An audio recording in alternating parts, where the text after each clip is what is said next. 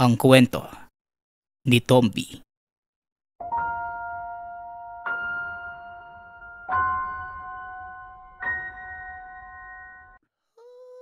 Ang kwentong ito ay mula sa isa nating tagapakinig.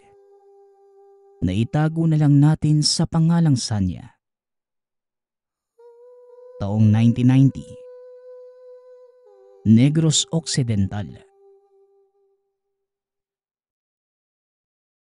Kasagsagan ng panggugulo ng mga engkanto at naging abala si Mang Dorio sa pagdayo sa iba't ibang lugar upang matulungan ang mga nangangailangan.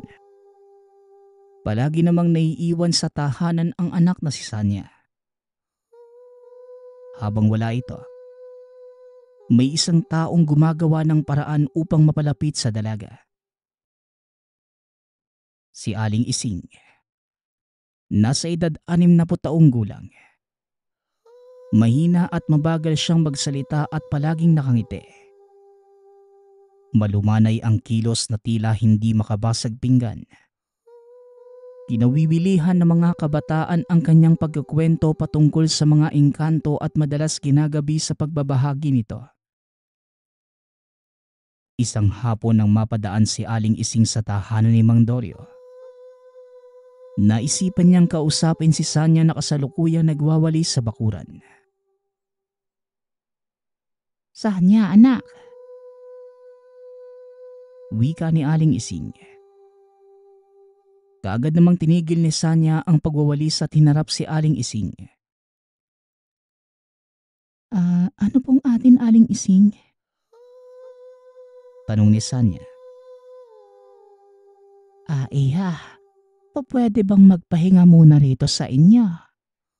Napapagod na ako kakalakad. Galing pa ako sa pagkukwento sa mga bata. Tugon na matanda. Nagkukwento pa rin po pala kayo. Pasok po kayo sa bahay. Wika ni Sanya.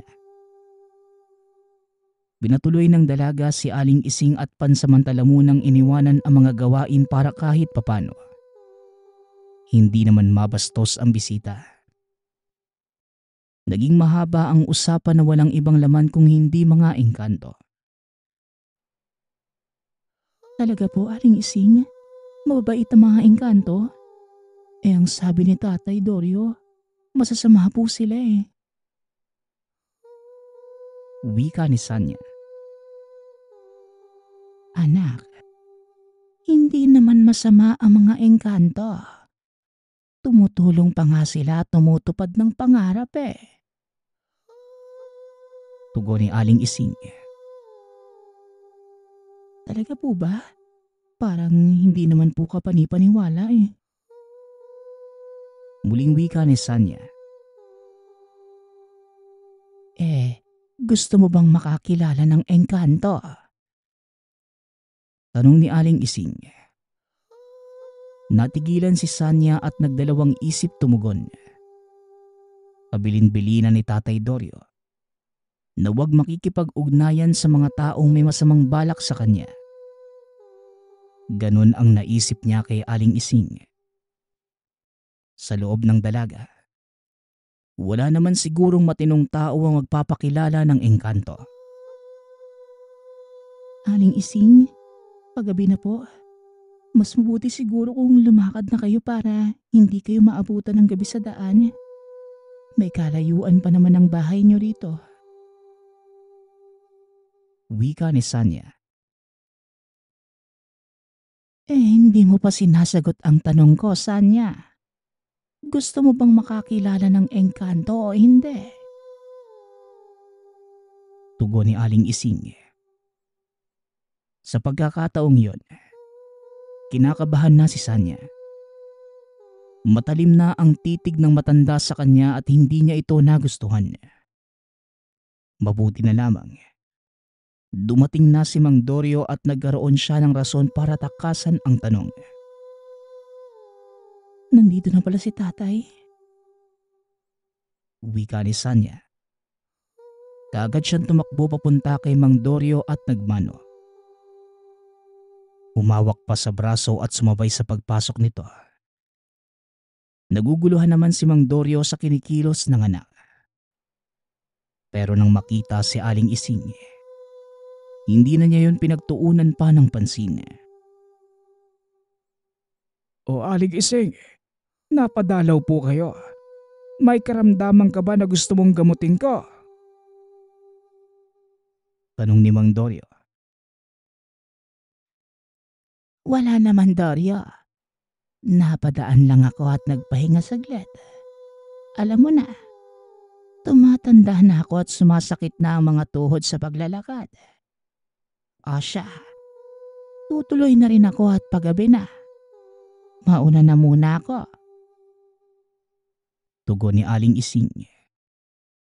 Sige po, mag-iingat po kayo sa biyahe niyo. Wika ni Mang Dorio. Dumiretso na ang ama sa kwarto upang makapagbihis. Habang si Sanya naman, lumabas ito at tinatid ng tingin si Aling Ising. Kahit hindi niya ito nakikita, nananatili pa rin siyang nakatingin sa daan at saka na lamang nabaling ang pansin ng tawagin. Ano bang meron, anak? Bakit mukhang may pag-aalala dyan sa mukha mo? Tanong ni Mang Dorio. Tumugon naman ng dalaga na wala. O siya, anak, may dala akong bangos, bigay ni paring Julio. Baka pwedeng ikaw na muna ang magluto ngayon. Dagdag ni Mang Dorio. Napangiti naman si Sanya sa panlalambing ng ama. Inabutan siya nito ng barya at ng paboritong tinapay na merong palamang munggo. Tinanggap niya ang mga ito at natatawang pumunta sa kusina upang lutuin ang bangus. May tira pa namang tinolang manok kaninang tanghali, kaya inihaw na lamang niya ang isda. Pagkatapos maluto, sabay na silang kumain sa hapag. Sa kalagitnaan ng pagkain, hindi na napigilan ni Sanya na magtanong. Atay, masama po ba talaga ang mga engkanto? Tanong ni Sanya. Napatingin ng diretso si Mang Dorio sa anak. Nabigla ito sa tanong. Anak, anong klaseng tanong pa yan? Sanya, ilang baryo na ang napuntahan ko para manggamot ng mga taong pinaglalaroan ng engkanto. Ang ilan pa nga ay hindi ko na natulungan dahil masyado nang huli. Tugon ni Mang Dorio. Alam ko naman po yun, tay, pero bakit po may nagsasabing mabait ang engkanto? Kung gano'n naman pala kalala ang kasamaan nila. Muling tanong ni Sanya. Sino bang nagsabi? Baka mamaya nililinlang ka lang niyan para makuha ang loob mo. Mamaya ay alay ka pa niyan sa engkanto. Tugon ni Mang Dorio. Tatay naman eh, tinatakot niyo po ba ako? Tugon ng dalaga. Pero yun ang katotohanan, anak. May mga ganyan silang pakulo. Kaya ikaw, mag-iingat ka palagi lalo na't bukas ay dadayo na naman ako sa ibang baryo. Maiiwan ka na naman dito sa bahay. Wika ni Mang Dorio. Nakaramdam ng lungkot si Sanya. Dahil kaunting oras na naman ang binigay para sa kanilang dalawa. Madalas na itong wala sa tahanan. At ngayong nakauwi, aalis na naman ito kinabukasan. Naiintindihan naman niya na ganun talaga dahil isang albularyo si Mang Dorio. Responsibilidad nitong unahin ang mga nangangailangan.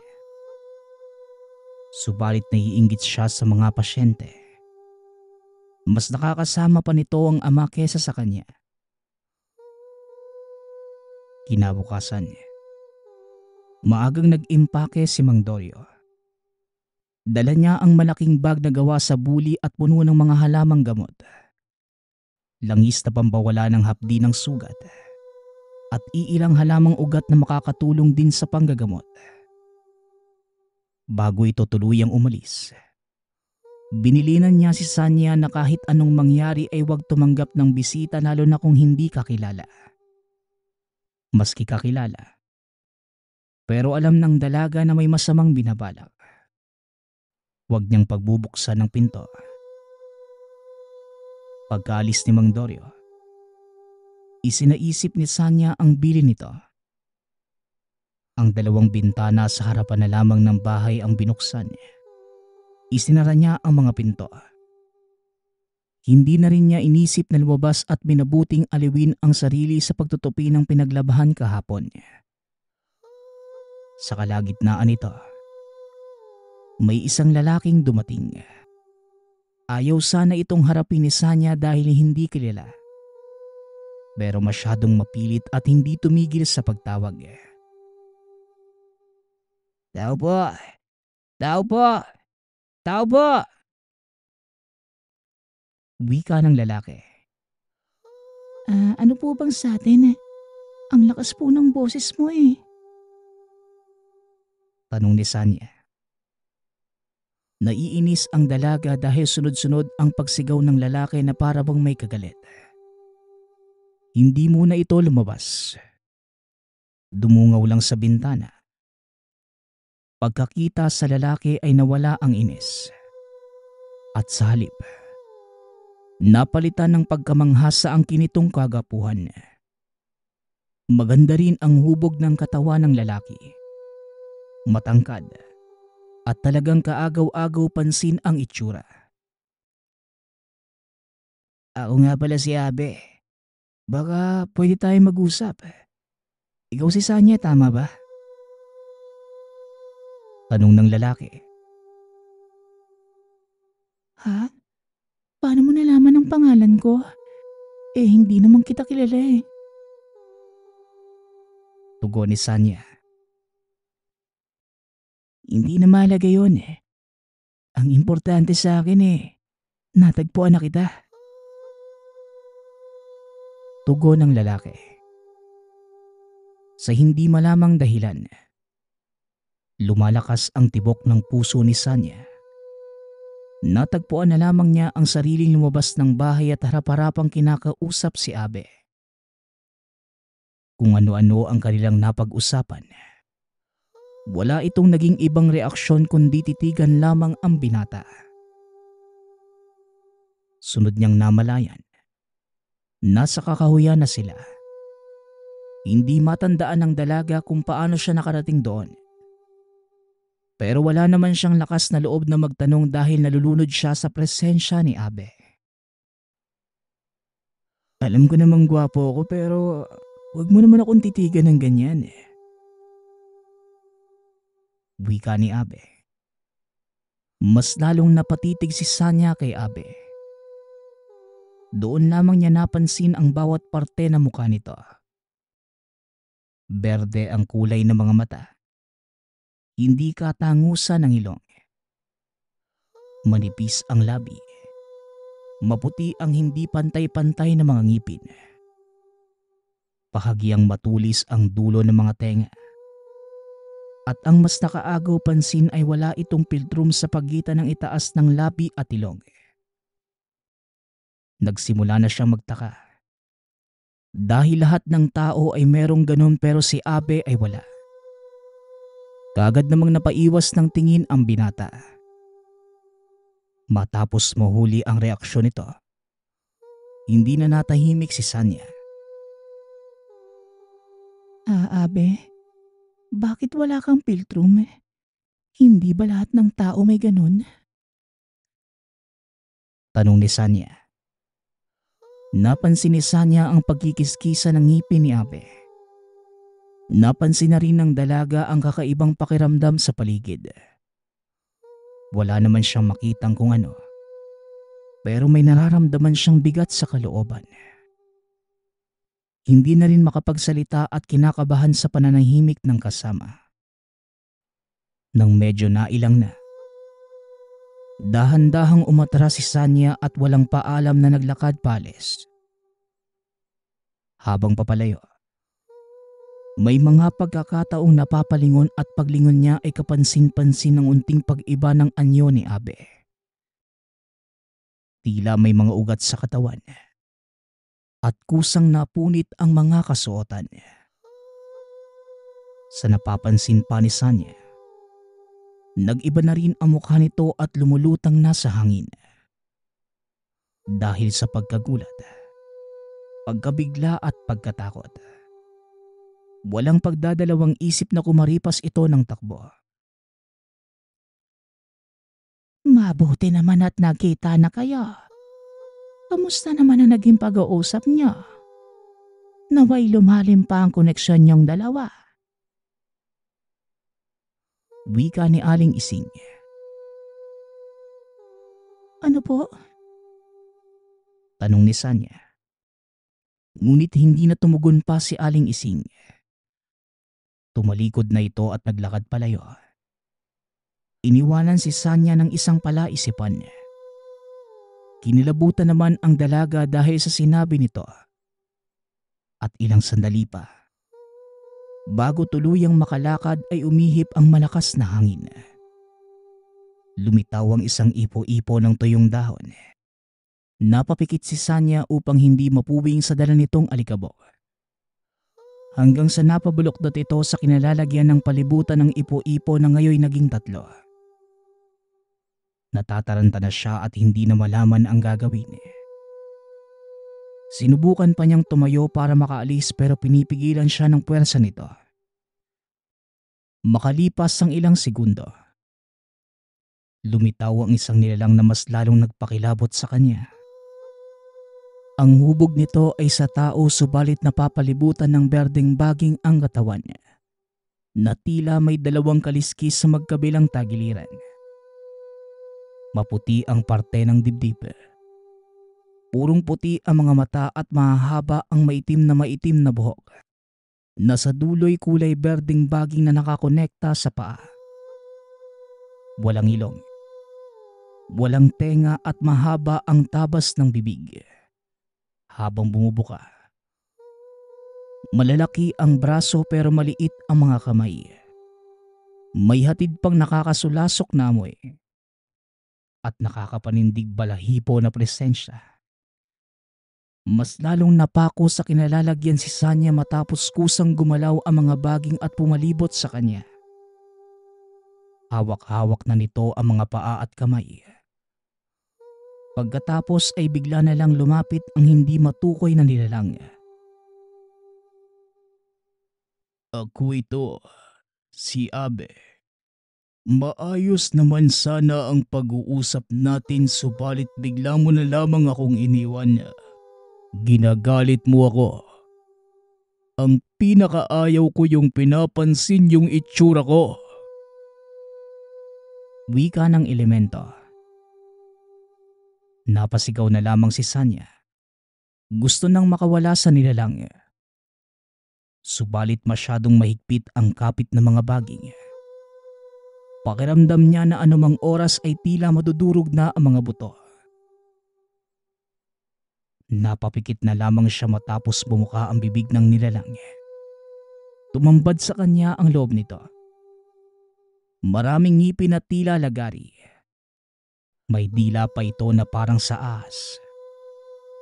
Kusang gumagalaw at dumadampi na sa kanyang mukha. Mas lalong napahiyaw ang dalaga.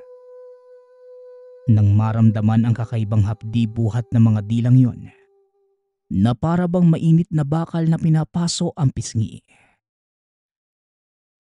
Sumama ka sa akin sa mundo ko. Wika ni Abe. Wala nang magawa ang dalaga kundi isigaw ang pangalan ng ama. Napaluha si Sanya matapos maramdaman ang mga kamay ni Abe sa katawan niya. Naging malikot ito at sinimulang punitin ang damit. Kaunti na lang hubot-hubad na ito. Napahiyaw si Sanya na tila ba may kung anong kinakatakutan. Hanggang sa naramdaman ng dalaga na sumayad na sa lupa ang mga paa. Nakita niya si Mang Dorio. Winiwisika ng langis ang hangin. Habang may mga katagang binabanggit, bigla na lamang nawala si Abe at yung ipo-ipo ng mga tuyong dahon ay nawala rin. Matapos mapalayas ang engkanto, dali-daling niyakap ni Mang Dorio ang anak na nanginginig pa rin ang katawan sa sobrang takot. Labis ang pag-aalala ni Mang Dorio para sa anak dahil 2 oras na ang lumipas. Wala pa rin itong malay. Sinuri na niya ang kabuuhan ni Sanya at wala naman siyang nakitang kung ano.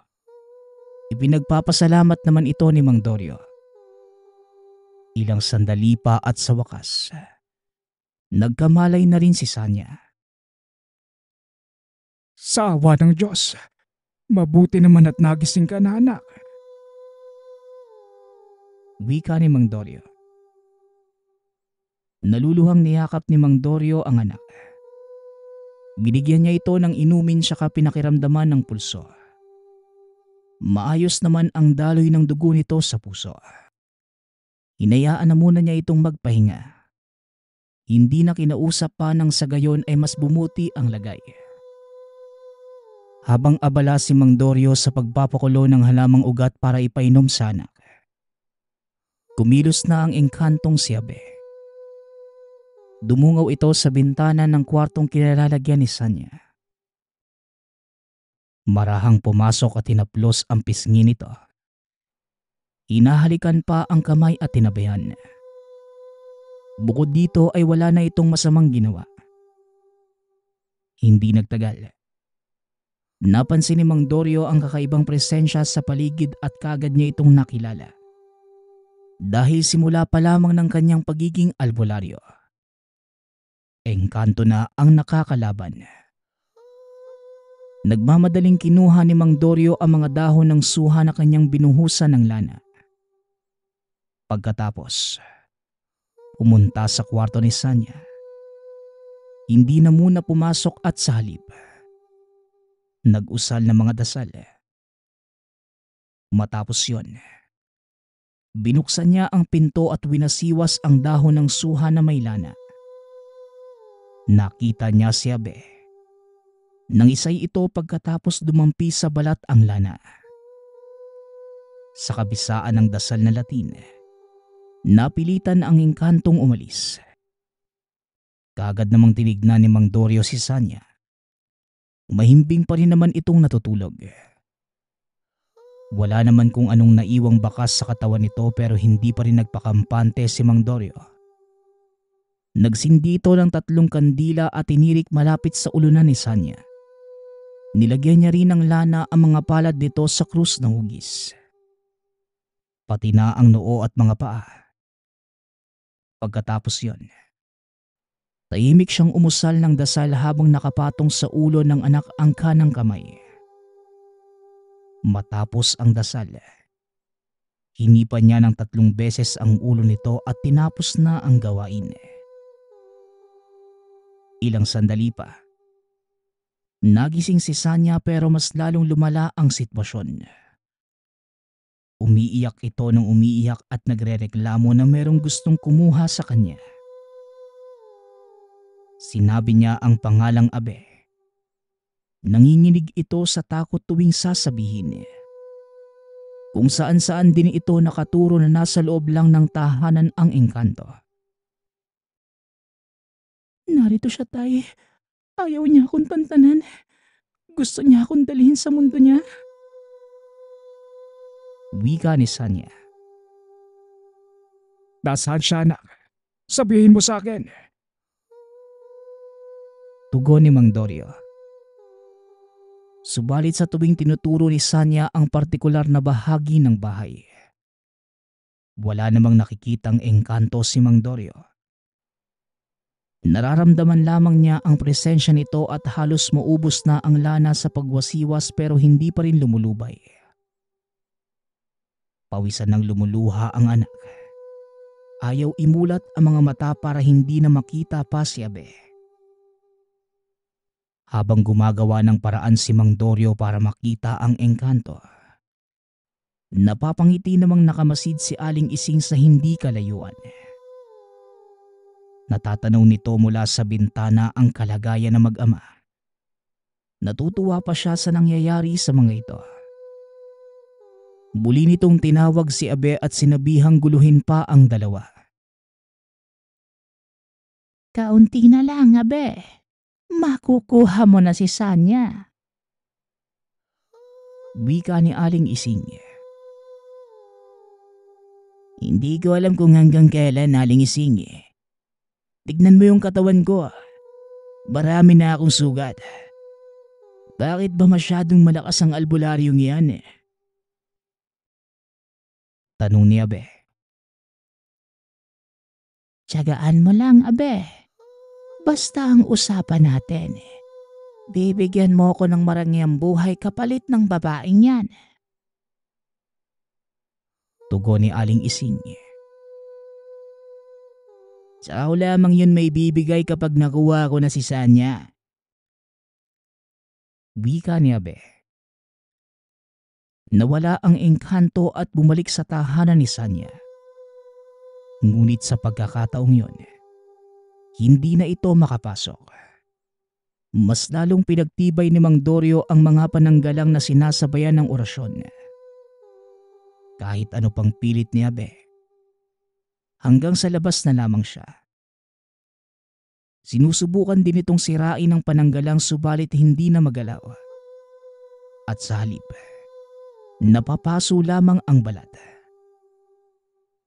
Samantala, sa kalagitnaan ng pagsambit ng orasyong dasal, naramdaman ni Mang Dorio ang lakas ni Abe na gustong masira ang lahat ng pananggalang.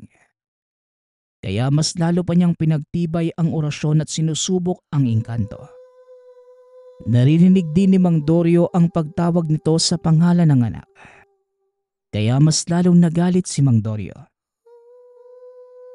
Sa kapirasong papel, kung saan nakasulat ang papel ni Abe ay dahan-dahan niyang sinisilaban ng apoy na nakasinding kandila.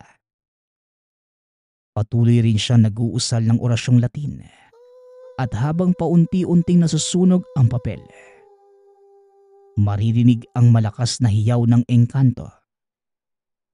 Ipinagpatuloy lamang niya ang ginagawa hanggang sa malinaw na itong nakita. Nagwawala si Abe. Hinahampas nito ang sarili.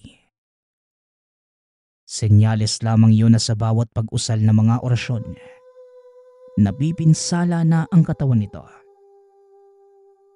Napasiksik naman si Sanya sa likod ni Mang Dorio at hindi pa rin matigil sa paghagulgol. Dahil hindi tinitigilan ni Abe ang isipan. Narinig pa niya ang engkanto at tinatawag ang pangalan. Akin si Sanya, huwag mo kong galitin, tanda! Wika ni Abe. Patuloy lamang ito sa pagwawala at pinilit wasakin ang hindi nakikitang pananggalang. Naalerto si Mang Dorio. Muling sinulat sa papel ang pangalan ng engkanto at binabad sa lalagyan na merong lana. Sa ginawang yon na matanda, mas lalo itong nahirapan at wala nang ibang nagawa kung hindi ang humiyaw ng humiyaw. Nagmamadali itong umatras. Napayapa saglit, pero hindi nagpakampante si Mang Dorio. Nilagyan niya ng pulseras ang kanang kamay ni Sanya, na may bisang taglay upang proteksyonan laban sa engkanto. Ngayon lang niya nagawa dahil marami nang iniisip. Habang si Sanya naman, kumalma na ito at dahan-dahan nang humupa ang kalagayan. Hindi ito iniwanan ng tingin ni Mang Dorio dahil si Abe ay hindi pangkaraniwang engkanto. Masyado itong mapangas.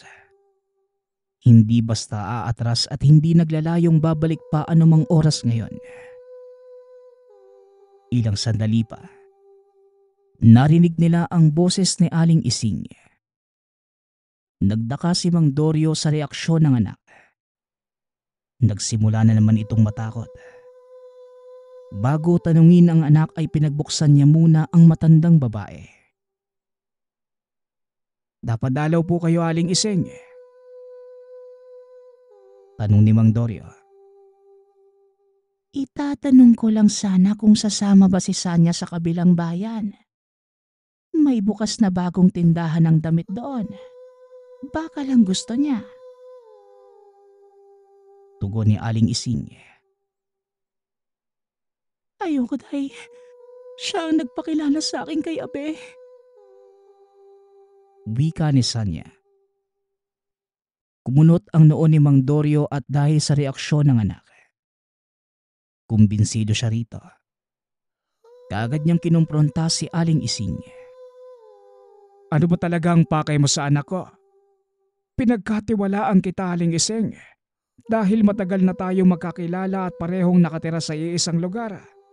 Ano ba talagang gusto mo? Tanong ni Mang Dorio.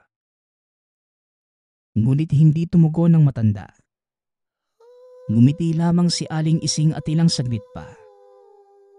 Lumitaw si Abe mula sa likuran ni Aling Ising. Inutusan ang mga baging na bihaging si Mang Dorio. Tuluyan silang nakapasok ng bahay at natataranta na si Sanya kung ano ang gagawin niya.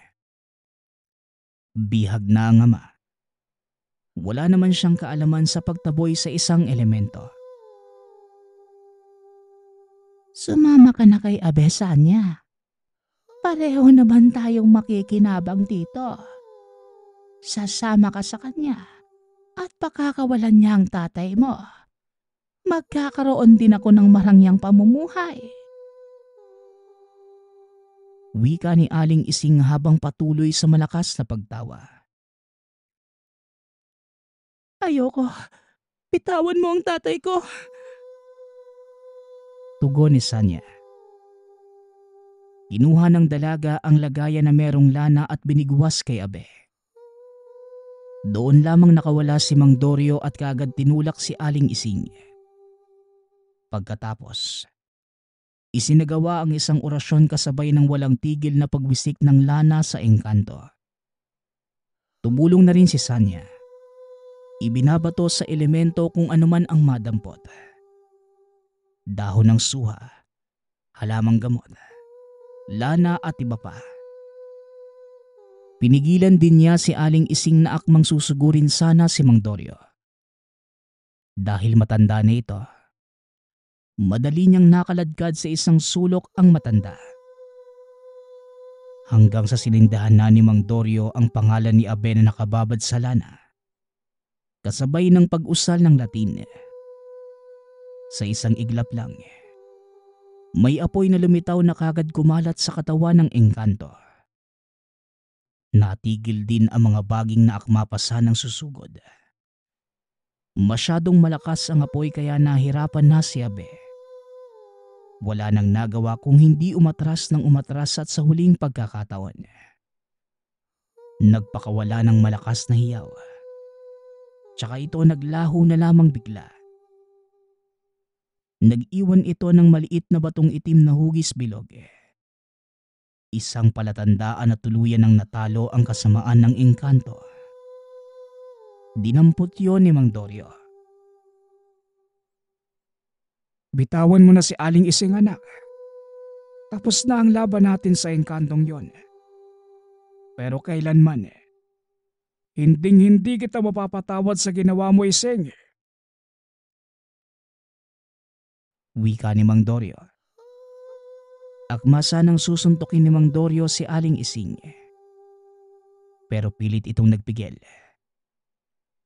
Kahit papano sa kabila ng ginawa nito, may respeto pa rin siya dahil babae ito at mas matanda sa kanya. Pasalamat ka na lang. May natitira pa akong respeto sa'yo. Umalis ka na rito. Bago pa magbago ang isip ko at kapag nalaman kong nakikipag-ugnayan pa kayo sa mga engkanto para lang magkaroon ng biglaang yaman, ako na mismo ang tatapos sa buhay mo. Muling wika ni Mang Dorio. Masamang tumitig sa kanila si Aling Ising at nagmamadali ng umalis. Nakahinga naman si Mang Dorio dahil sa wakas natapos na rin ang panggugulo ng engkanto sa pamilya niya. Hindi lang siya makapaniwala na may taong katulad ni Aling Ising. Nakikipag-ugnayan sa engkanto para sa sariling interes. Kapalit ang kapwa-tao. Umayos na rin ang pakiramdam ni Sanya. Hanggang sa nagpatuloy ang paglipas ng mga araw. Wala nang engkantong gumagambala sa kanya. Minamanmanan na rin ni Mang Dorio si Aling Ising. Mukhang nagtanda na rin ito. Upang hindi na makaisip ng kung ano-anong ikakapahamak nito at ng iba.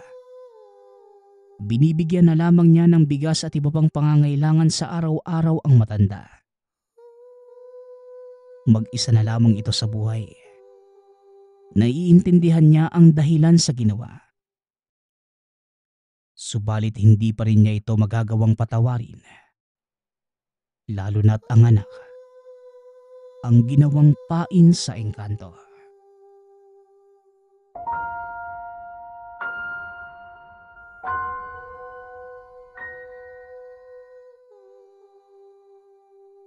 Ang kwentong ito ay mula sa isa nating tagapakinig. Naitago na lang natin sa pangalang Mark. Walang eksaktong taon. Lugar ng Cavite. Si Mark ay nakatira kasama ang misis na si Camila.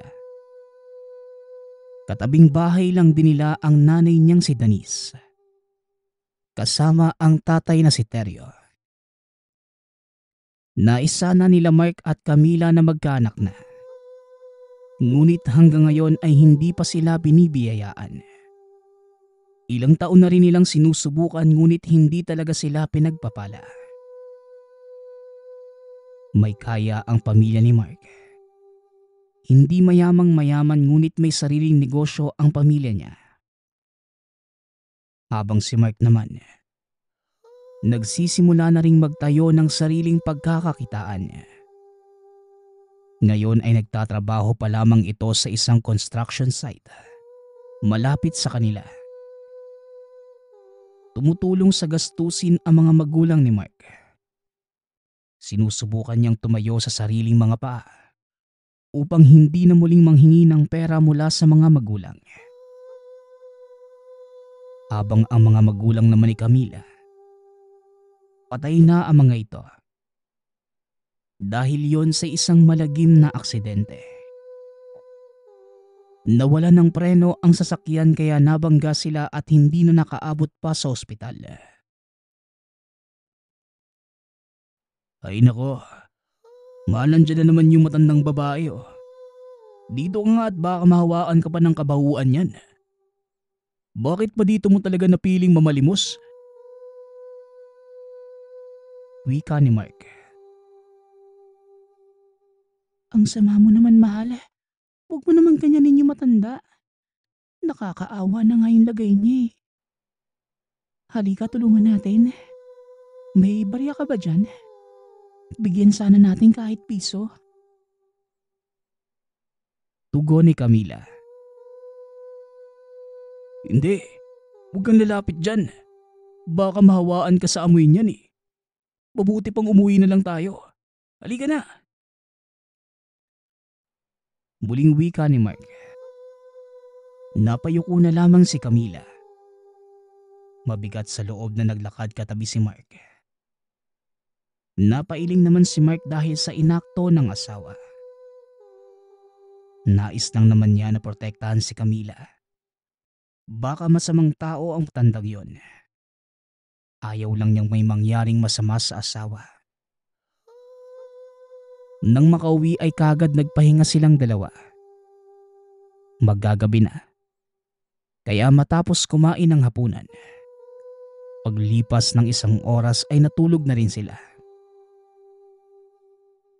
Sumapit ang umaga. Naghandang pumasok sa trabaho si Mark. Kaagad siyang nagpaalam kay Camila at saka umalis. Pinabaunan pa siya ng pananghalian para makatipid ito ng pera at hindi na kailangan pang gumastos sa pagbili ng tanghalian.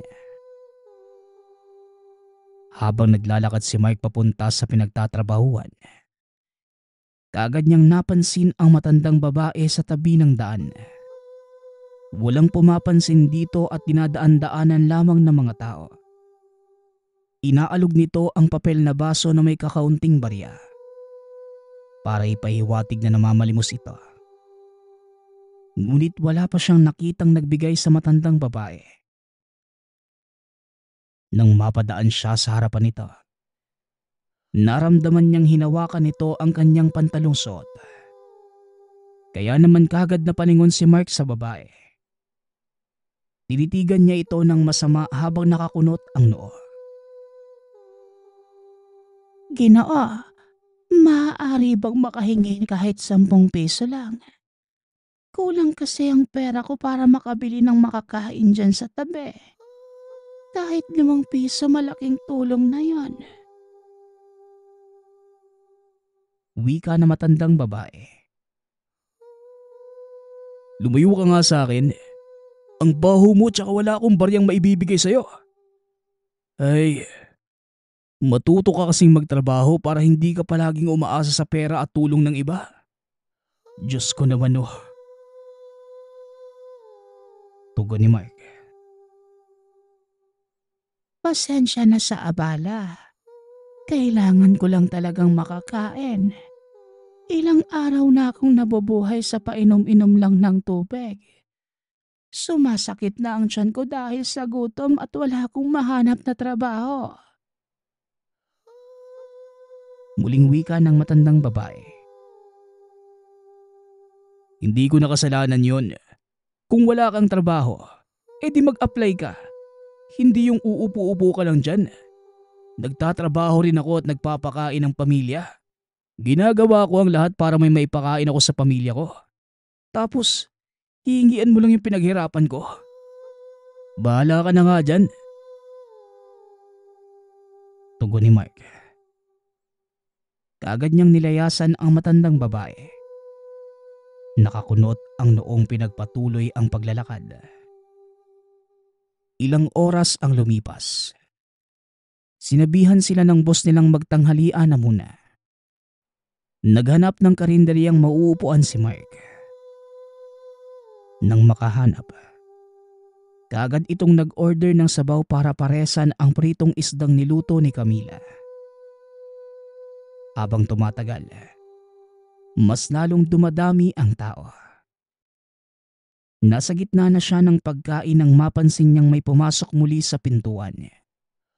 Dahil malapit siya sa pasukan ng karinderya. Mabilis siyang lumingon sa bagong dating. Aanyayahan niya sana itong maupo sa harapan niya. Dahil wala nang bakanting upuan. Ngunit nang makita niya ang matandang babae ang pumasok, kaagad kumunot ang noo nito at sinabing, "Wala nang bakanting upuan, manang. Umalis ka na lang dito." Wika ni Mark. Napansin niyang tinitignan na matandang babae ang upuan sa harapan niya. Kaya naman, muli siyang napalingon sa babae. "Huwag mo nang pag-isipang umupo dyan dahil hindi nga pwede. Baka mawalan pa ako ng gana dahil sa amoy mo eh. Nagsisimula na ngang kumalat sa lugar." Ay. Muling wika ni Mark. Nakayukong tumalikod na lamang ang babae at ika-ikang naglakad papalis. Nang matapos kumain, tamang-tama na kailangan na niyang bumalik sa trabaho. 5:00 na nang magsimula siyang maglakad pa uwi. Habang naglalakad ay naramdaman niyang may nasipa siya. Tumunog ang iilang peraso ng barya na nagkalat sa lupa. Tinignan niya ang nakaupong nagmamay-ari ng baso na may barya. Napakunot ang noo niya nang makita ang matandang babae. Kaya hindi na lamang niya napansin ang nasipang barya. Ni ang tulungan upang pulutin ito. Hindi na niya inabala. Halos mapatulon siya sa gulat nang biglaang dumilim ang paligid at nang lumingon siya sa likod. Naroon na ang matandang babae. Sinasakal siya nito at tinaas sa ere. Kahit anong pagpupumiglas, hindi niya magawang makawala at tila may kakaibang lakas ang matanda. Babalik sa iyo ang ginawa mong kasamaan. Maniwala ka sa akin. Hindi mo matatakasan ng mga karmang paparating sa mundo mo. Uubusin ko ang pamilya mo at ikaw lamang ang ititira ko. Sisiguraduhin kong magbabayad ka sa mga ginawa mo sa akin at sa pamilya ko. Sisiguraduhin ko ring maiiwan kang mag-isa na walang kasama at walang magmamahal. Wika na matandang babae. Nang papawala na ang natitirang hininga ni Mark, gano'n na lamang kabilis nagbago ang kapaligiran. Bumalik ang liwanag na papalubog na araw. Hinihingal siyang yumuko bago tinignan muli ang matandang babae, na ngayoy isa-isang pinupulot ang mga bariyang nagkalat. Nakita niyang may pumormang ngiti sa labi ng babae ngunit hindi niya na lamang yun pinansin. Inisip na lamang ni Mark na dahil lamang sa pagod ang nangyari kanina at imahinasyon lamang lahat ng nakita. Ngunit habang tumatakbo ang oras, mas lalong kinakabahan si Mark dahil sa imahinasyon niya kanina. Tila totoo at talagang nawalan siya ng hininga matapos bitawan na matanda. Ngunit muli niyang naisip na imposibleng magawa yon na matanda. Papaano naman siya makakayang buhati ng matanda na iisa lamang ang kamay na gamit? Napailing na lamang si Mark at natatawa dahil sa naisip. Nang tuluyang makauwi ay binati siya ng asawa. Gaya ng nakasanayan, kinuha nito ang bag na dala ni Mark at tinabi sa silid. Sabay silang kumain ng hapunan, gaya ng palaging ginagawa. Isang linggo ang dumaan. Hindi na muling nakita pa ni Mark ang matandang babae. Nagtataka man ay medyo nakakampante siya dahil nga sa nangyari noong nakaraan. Ngunit isang araw, naabutan niya si Camila na hindi mapakali. Mahahalata sa mukha nito ang pag-aalala. "O mahal, anong nangyari? Bakit parang balisa ka yata? May problema ba?" Tanong ni Mark. Mahal yung nanay mo. Nasa ospital siya, mahal. Inatake daw sa puso, sabi ng tatay mo. Kritikal ang lagay. Inaantay lang kita para sabay tayong pumunta doon eh. Tugon ni Camila. Ha? Si nanay nasa ospital? O siya, tara na. Bilisan mo. Magbibihis lang ako ng ibang damit. Amoy pawis na kasi itong suot ko eh. Mabilis lang to. Hintayin mo ako dyan. Wika ni Mark. Tumango lamang si Camila at sinabing bilisan niya ang pagbibihis. Malakas ang kabog ng dibdib niya habang nagbibihis, na tila gustong lumabas nito sa loob ng katawan. Kahit magkaiba na ng bahay sila Mark at mga magulang, malapit pa rin ang loob niya sa kanila. Ito ang tumutulong kay Mark kapag nangangailangan ng kahit na anong bagay. Binibigay nila ang lahat ng pangangailangan ni Mark hanggang sa kaya nila. Kaya hanggang ngayon, malapit ang loob ng anak sa kanila. Nang makarating sa ospital, kaagad nilang tinanong kung ano ang numero ng kwarto ni Nanay Denise. Nang masabi na ito ay takbo-lakad ang ginawa nila upang mabilis na makarating doon. Kumatok sila sa pinto at ilang segundo lang ay pinagbuksan na sila ng ama. Matamlay ang mukha nito. Mahahalata ang lungkot at pagod sa mga mata. Tay, kamusta na po si nanay? Ayos lang po ba siya? Tanong ni Mark. Medyo malala ang kondisyon ng nanay mo, anak. Inatake siya sa puso at kanina nga, tumigil na sa pagtibok. Pero ngayon, mas maayos na kumpara kanina. Pero hindi pa rin siya nagigising eh. Tugon ni Tatay Teryo. Huwag po kayo mag-alala, tay. Walang mangyayaring masama kay nanay. Magtiwala lang po tayo. Muling wika ni Mike. Niyakap niya si Tatay Teryo at naramdaman namang hinimas nito ang likod. Mag-aalas 9 na ng gabi. Nakaramdam si Mark ng gutom. Nasa ospital pa rin sila ng mga panahong yon at hindi pa rin nagigising si Nanay Denise. Tinignan niya muna ang asawa at mga magulang na mahimbing nang natutulog.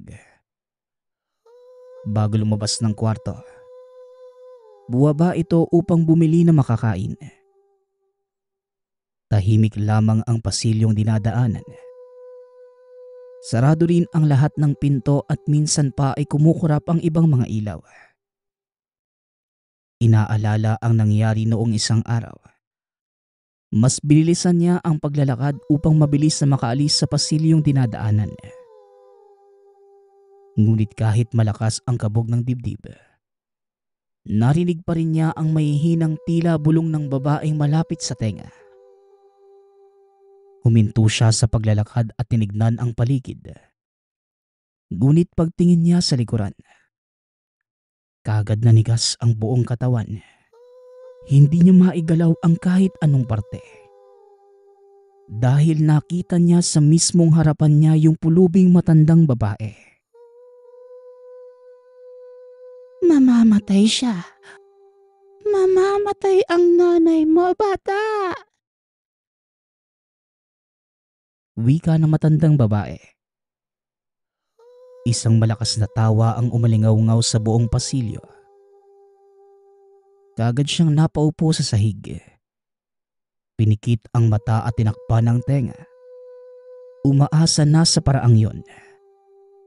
Hindi na niya marinig ang nakakakilabot na tawa ng matandang babae. Ngunit pagmulat ng mga mata, nakakita siya ng maraming taong dumadaan sa gilid na ngayon ay nakatingin sa kanya. May nurse pa sa isang gilid niyang humawak sa likod upang pakalmahin siya. Sir, ayos lang po ba kayo? Kailangan niyo po ba ng tulong? Tara na po. Doon po tayo at dadalhin po kita sa emergency room namin. Halika po. Wika ng nurse. Tinulungan pa nitong tumayo si Mike.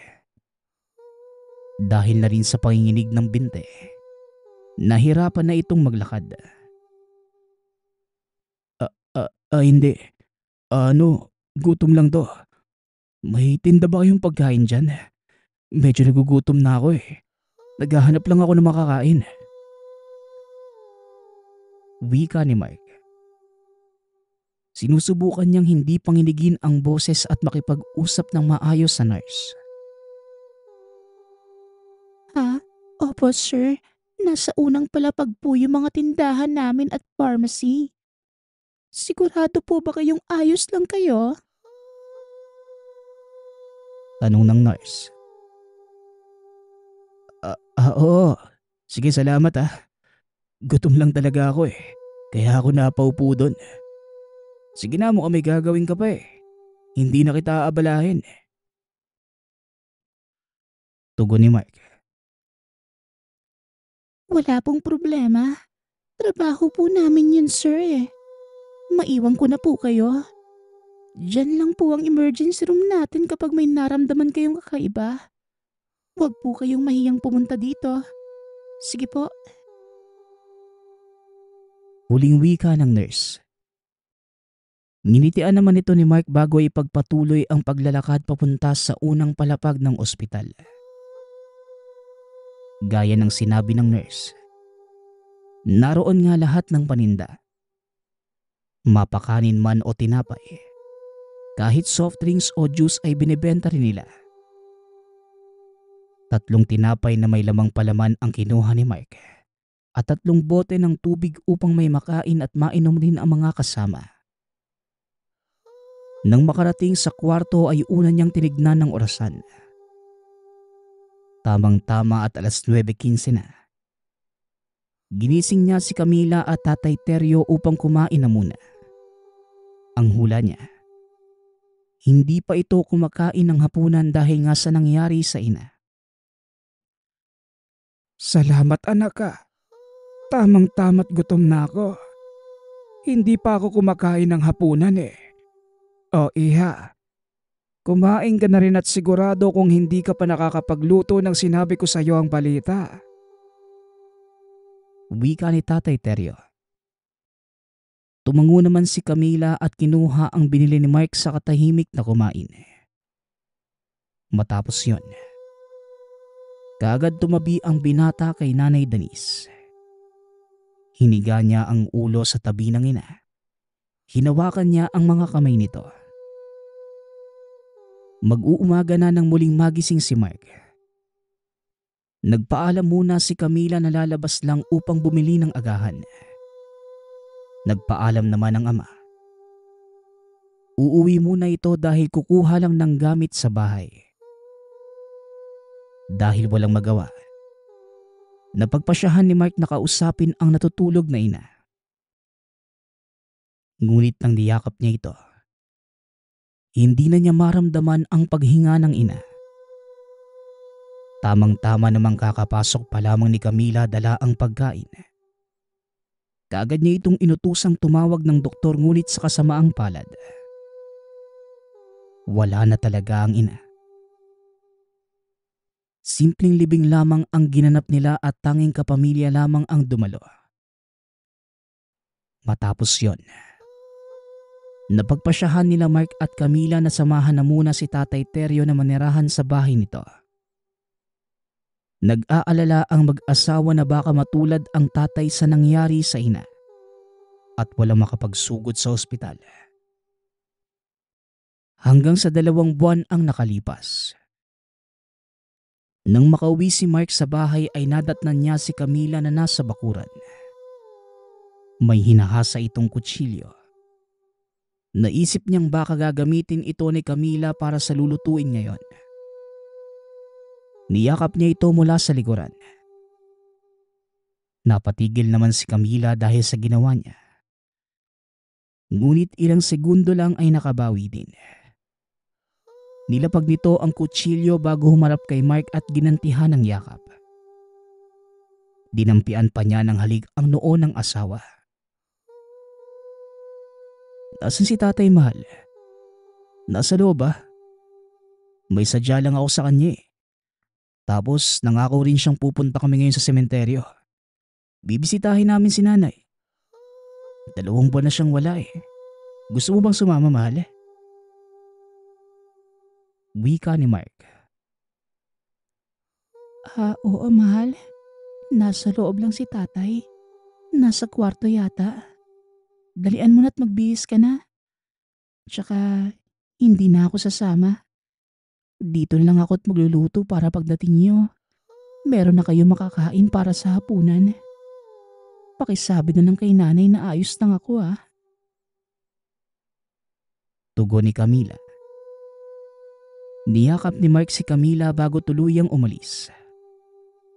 Gaya ng sabi ng asawa, nasa kwarto nga si Tatay Teryo. Sinabihan siya nitong maghanda na dahil maya-maya lang ay aalis na sila. Ilang oras din ang tinagal nila sa sementeryo. Dahil sinag lang ng buwan ang nagsisilbing ilaw nang papauwi sila. 7:00 na makauwi ang mag-ama. Nadatnan nila si Camila na naghahanda ng lamesa. Nang makita sila nito, kaagad namang ngumiti ang asawa. Inaya sila nitong kumain kaya naman nagpaalam silang magbibihis lamang. Matapos makakain, kaagad naligo si Mark tsaka tumabi sa asawa at natulog. Hanggang sa nagising sila sa kalabog na narinig sa kwarto ni Tatay Teryo. Kaagad na bumangon si Mark at patakbong pumunta sa kabilang kwarto. Nakita nilang tila nahihirapang huminga si Tatay Teryo. Nasa sahig ang baso ng tubig na palagi niyang tinatabi sa pagtulog. May dugo rin silang nakita na tumutulo galing sa bibig nito. Kaagad nilang tinakbo sa ospital si Tatay Teryo at maswerte't naisalba pa siya ng doktor. Ang sabi naman ng doktor, dahil ito sa food poisoning. Tila may nakain si Tatay Teryo na dahilan kung bakit siya nagsusuka ng dugo. Ilang oras ang lumipas. Napansin lang tila nauubo si Tatay Teryo. Kaya mabilis nilang nilapitan. Binigyan nila ito ng plastik at doon niya naisuka ang halos isang baso ng dugo. Kaagad nilang tinawag ang doktor. Pinalabas na muna sila kaya naman walang pagdadalawang isip nilang sinunod. Ngunit ilang minuto ang nakalipas. Nakayuko nang lumabas ang doktor. Kaagad silang napatayo sa kinauupuan. Tinanong kung ano ang kalagayan ni Tatay Teryo. Ngunit umiling lamang ang doktor. Nakuha na kagad ni Mark ang ibig sabihin nito. Napaluhod na lamang siya at hindi napigilang lumuha. Kaagad naman siyang niyakap ni Camila at pinatahan. Simpleng libing lang din ang ginawa ni Mike para kay Tatay Teryo. At dahil si Mike lamang ang nag-iisang anak, sa kanya napunta ang lahat ng pag-aari ng mga magulang. Kasama na dun ang bahay at negosyong pag-aari nilang pamilya. Habang tahimik na nakaupo si Mike sa sala isang linggo matapos ang libing ni Tatay Teryo, nilapitan siya ng asawa at niyakap. Marahil, nahalata nito ang lungkot ng mister. Hanggang sa naramdaman ni Mark na nilapit ni Camila ang mukha sa tenga. Ngunit hindi na siya nag-abalang tignan dahil asawa naman niya yon. Ngunit kagad siyang napahinto sa paghinga nang makaamoy siya ng pamilyar na mabahong amoy. Mahal, naamoy mo ba yun? Parang Naputol ang pagsasalita ni Mike nang mapalingon siya sa katabi. Nakita niya ang matandang babaeng pulubi na nakayakap sa kanya. Nakakakilabot ang ngisi nito. Kagad napatayo si Mike at lumayo hanggang sa madikit ang likuran sa pader. Nasa harapan niya ngayon ang matandang babae na matagal na niyang hindi nakikita. Hoy, anong ginagawa mo dito? Nasaan ang asawa ko? Umalis ka na. Kung di ikaw ang pagbibintangan kong kumuha ng asawa ko. Wika ni Mike. Papaalisin mo na kaagad ako. Ayaw mo bang malaman ang mga dahilan ng pagkamatay ng mga mahal mo sa buhay? Tugon ng matandang babae. Doon na nakuha ang atensyon ni Mike. Kaya kumunot ang noo at tinitigan ang matanda na may pagtataka. Dahilan? Alam ko naman ang dahilan eh. Huwag mo nga ako niloloko. Alam ko na lahat bago pa man sila namatay. Alam ko ang dahilan ng pagkamatay nila. Kaya hindi mo na ako maloloko. Wika ni Mike. Yun ang alam mo. Pero hindi yun ang katotohanan. Hindi mo ba naalala ang sinabi ko sa'yo dati? Na hindi mo na matatakasan ang karma mo. Ngayong nangyari na, wala ka nang magagawa kundi tanggapin na lamang. Tugon ng matandang babae. Yung asawa ko, nasan siya? Ilabas mo siya. Alam kong buhay pa ang asawa ko. Ilabas mo siya at huwag mo siyang idamay dito. Muling wika ni Mike. Paano ba yan? Mas nauna pa siya kesa sa tatay mo. Hindi ko na maibabalik ang buhay na nawala. Magpaalam ka na lang sa kanila dahil hinding-hindi na sila babalik. Tugon ng matanda. Bago unti-unting lumitaw ang usok na nagporma ng mga magulang at asawa. Nakatali ang mga ito sa upuan at nakabusal ang bibig. Nais lamang nilang magpaalam sa'yo. Ito na ang huling pagkakataong makikita mo sila kaya kung ako sa'yo, titigan mo na sila ng mabuti. Magsaya ka na lamang sa buhay mo ng mag-isa. Dagdag na matandang babae. Bago tuluyang mawala kasama ang usok ng mga magulang at asawa. Napaluhod na lamang siya at walang nagawa, kundi umiyak ng umiyak na lamang. Hanggang ngayon, sinisisi pa rin niya ang sarili. Kung sana ay naging mabuti siya doon sa matandang babae. Hindi na sana nangyari ang lahat ng naranasan niya. Lahat ng ito ay dahil sa sumpa ng matandang babae. Maraming salamat sa nagpadala ng kwento. Para sa akin ang nakuha ko sa kwentong ito, no? Wala namang bayad ang pagiging mabuting tao no? Kumbaga, hindi natin pwedeng pakitaan ng masama ang ibang tao. Lalo na't wala naman siyang ginagawang masama sa'yo. Diba? Wala naman sanang problema Pero naging masama ang ugali ni Mike. Yun ang dahilan kung bakit naubos ang pamilya niya. Kaya kayo, anong masasabi niyo sa ating kwento? Muli nagpapasalamat ako sa sumusuporta ng ating channel. Nawa ay patuloy niyong suportahan ng ating mga kwento. Hanggang sa muling pakikinig. Paalam.